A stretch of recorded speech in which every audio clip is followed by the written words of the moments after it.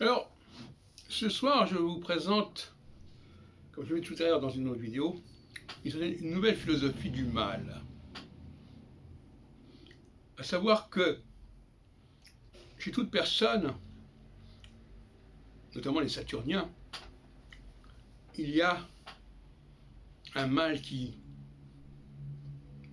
n'attend qu'un prétexte pour se révéler, pour se manifester. Et c'est souvent sur le dos du Jupitérien que ça va se passer. Dans un certain sens, le Jupitérien serait un bouc émissaire.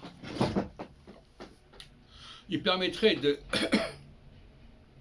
comment on dit, quel est le mot qui convient, d'exorciser, en tout cas de faire ressortir ce mal pour qu'il ne soit plus là, en quelque sorte. Donc on paye sa dette au mal, on le fait aux dépens de certaines personnes, bien précises, qui sont des jupitériens, que l'on a tendance à jalouser, à envier, pour des raisons diverses, et on se met d'accord là-dessus, en quelque sorte, une sorte de complot contre certaines personnes, et on sait très bien que c'est un complot inexcusable, inexpiable d'une certaine manière, mais qui est sujet nécessaire à la société. Il faut qu'il y ait que ce mal puisse se laisser libre cours quelque part, et c'est l'occasion. Il faut faire du tort à certaines personnes. Et d'ailleurs, dans la religion catholique notamment, il est bien prévu cela.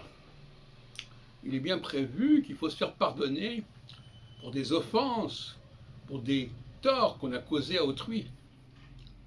Et c'est peut-être pas par hasard que ça existe, cette formulation. Parce que finalement, il y a une tentation de faire du mal, de faire mal, de dire du mal, de calomnier, de faire du tort à autrui. Et comme je disais tout à l'heure dans une autre vidéo, il y a certaines personnes qui collectionnent des torts qu'on peut leur faire, à toute fin, à toute occasion. À toute occasion, pour n'importe quelle raison, on leur fait du tort.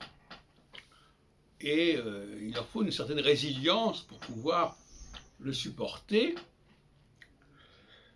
Et c'est à mon avis un élément de reconnaissance du Jupitérien.